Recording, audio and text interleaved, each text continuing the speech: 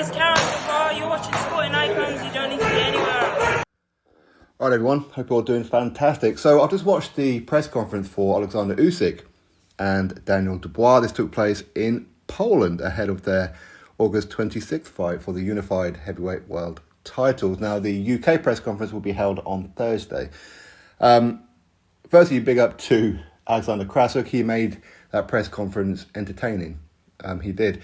Now, what I took from this press conference from both fighters was, from Daniel Dubois' side, of course, now he's left Shane McGuigan. He's now with Don Charles. Don Charles, of course, has been there in all kinds of situations with many of his fighters. Legendary trainer for sure. And it's more about Daniel Dubois. It's his destiny to win these unified world heavyweight titles. Now, I think for most people, it's probably a case of, well, he may well be a unified heavyweight world champion, but probably not against Usyk. Now, it's heavyweight boxing. Of course, Daniel Dubois, if he hits Oleksandr Usyk clean, Oleksandr Usyk could well go down and not get back up again.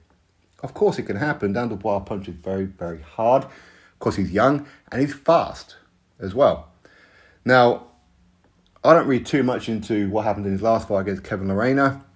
That is what it is. People have bad nights at the office. People get clipped. People hurt themselves. All kinds of things happen on fight night, okay? So I don't read too much into that. But Daniel Dubois, he has a shot here. He does have a chance. Albeit, most people say very, very small chance, okay? But it's still a chance.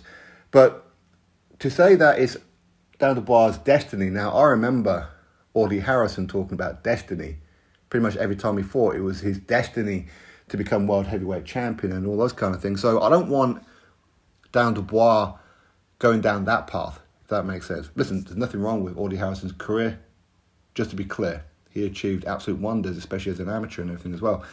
But for this fight to take place in Poland, of course, this is the closest destination that Oleksandr Usyk can have to a homecoming in his native Ukraine, but obviously he can't due to the conflict over there. And one thing that we have to give them massive props for is that they're not outpricing the tickets. Now, if you don't like Oleksandr Usyk and you're a big Tyson Fury rimmer, then you'll say, well, they're giving away tickets just to try and get a crowd in, because the tickets are starting at the equivalent to, around about 11 euros, which is very, very cheap, right? But the reality is that there are a lot of Ukrainians in Poland. They've had to flee their country due to the conflict and all that kind of thing. And they've landed up in Poland with not much in their pockets. So a good way to boost their morale and all that kind of thing is to make it affordable for them to get into the stadium. So big up to Oleksandr Usyk and his team. Now, Oleksandr Usyk, he didn't really talk too much about Daniel Dubois. In fact, I don't even recall him even mentioning the name Daniel Dubois.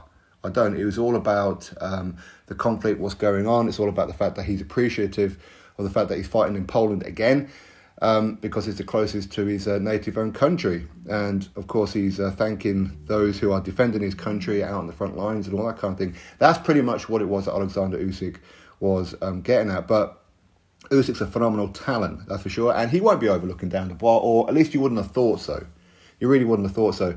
Now, I do feel it was a little bit disrespectful from Queensberry to not send a top representative, whether that be Frank Warren himself, whether that be George Warren, Francis Warren, however. I mean, to send that little rat, Dev Sani, over there is ridiculous. The guy's just a troll.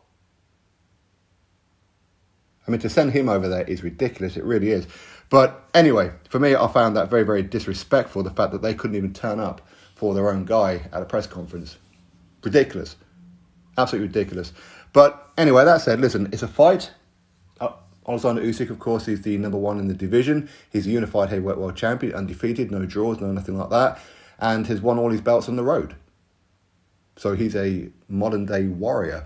He is. With Daniel Dubois, he's WBA regular world heavyweight champion. Listen, okay, so he got guided correctly into that position.